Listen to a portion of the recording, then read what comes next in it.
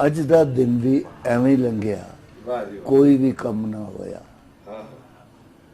पूरब वल्लों चढ़िया सूरज पश्चिम मान खलोया। मुनीर नियाज़ी का शुमार उर्दू और पंजाबी के अहम तरीन शायरों में होता है। उनकी शायरी की इब्तदा क़याम साहिवाल से हुई। उर्दू और पंजाबी का ये अजीम शायर 9 अप्रैल 1928 को ज़िला होशियारपुर मशरक़ी पंजाब के एक गाँव में पैदा हुआ। उन्होंने BA तक की तालीम हासिल की और तलाश माश की खातिर जंग अजीम दोम के दिनों में हिंदुस्तान बहरिया में भर्ती हो गए, लेकिन शायर की तबीयत उस माहौल में ढल न पाई। जल्द ही बहरिया की मुलाजमत को खैरबाद कह दिया। मुनीर नियाज़ी ने जंगल से वाबस्ता अलामात को अपनी शायरी में बड़ी खूबसूरती से इस्तेमाल किया।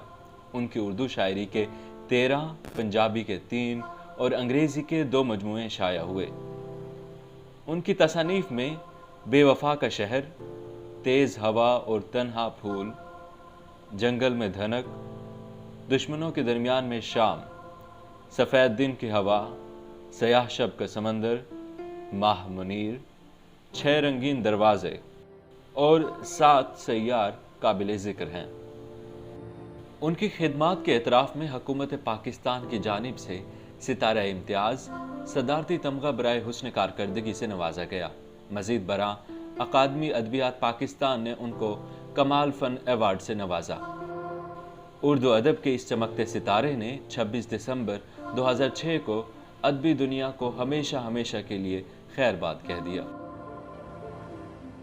कुछ औंजवी रावां औखियां सन, कुछ गल विच गम दा तोक भी सी, कुछ शहर दे लोग भी जालिम सन, कुछ मैनू मरन दा शौक भी सी।